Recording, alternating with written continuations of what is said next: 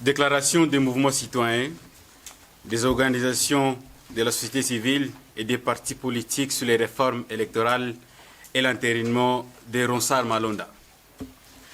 La République démocratique du Congo a connu un passé électoral très tumultueux, moins transparent depuis 2006, et donnant cours à plusieurs séries de crises post-électorales.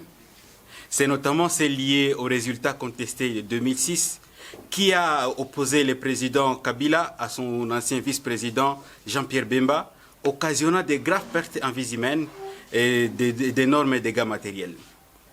Le processus électoral suivant, celui de 2011, a été entaché d'énormes dégâts matériels, a connu beaucoup d'irrégularités et a été contesté par plusieurs personnes, plusieurs observateurs et la population congolaise dans sa majorité. Et le processus de 2018 est venu confirmer cet état des choses, un processus chaotique, moins transparent, dont les résultats ont été source de controverses au niveau national. À la base de cette succession de simulacres d'élections, on note notamment l'emprise d'une classe politique prédatrice sur une institution censée être indépendante et crédible, pour ne pas dire la CENI, la Commission électorale nationale indépendante.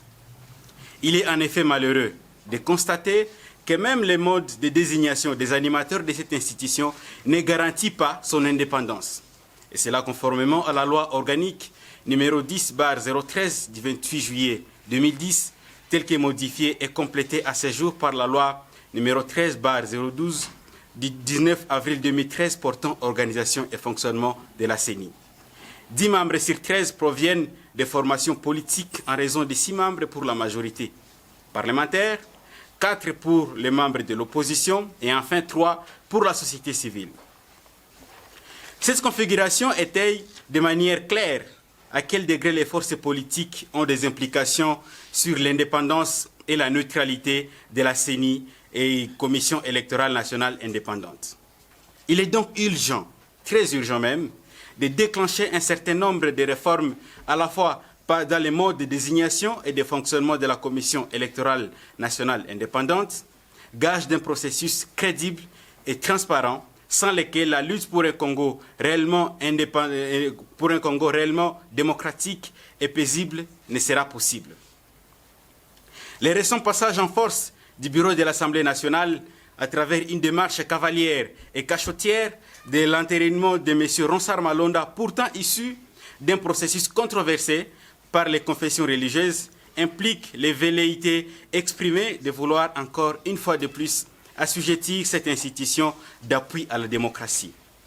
En outre, M. Ronsard Malonda est présenté par ses soutiens comme un érudit de matière électorale avec une expérience indiquée. Néanmoins, nul n'ignore son rôle joué dans le tricotage des résultats électoraux de 2018. Ainsi dit, l'article 12 de la loi modifiée et complétée du 19 avril 2013 portant organisation et fonctionnement de la CENI, notamment insiste sur les choix des animateurs indépendants et reconnus de leurs compétences, intégrité morale, probité et honnêteté intellectuelle, exclut explicitement M. Ronsard Malonda. Eu égard à ce qui précède, les mouvements citoyens, les associations de la société civile, les partis politiques réunis au sein de cette synergie exigent en ce jour 1. L'annulation de l'entérinement de M. Ronsard Malonda comme président de la CENI, Commission électorale nationale indépendante. 2. La mise en œuvre des réformes urgentes et nécessaires dans les modes de désignation, de fonctionnement et d'organisation de la CENI avant la désignation de nouveaux animateurs pour garantir son indépendance et sa crédibilité. Et enfin 3. Diligenter un audit général de la CENI avant toute désignation de ses animateurs. Ces revendications requièrent un caractère urgent et appellent à des réponses urgentes également. Nous annonçons donc la tenue d'une très grande marche populaire ce mercredi 8 juillet avec 2 itinéraires.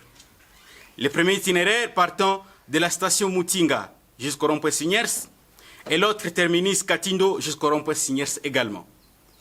Ça veut dire les points de chute sera les ronds-points Signières où se tiendra un sit-in continu jusqu'à ce que nos revendications seront répondues.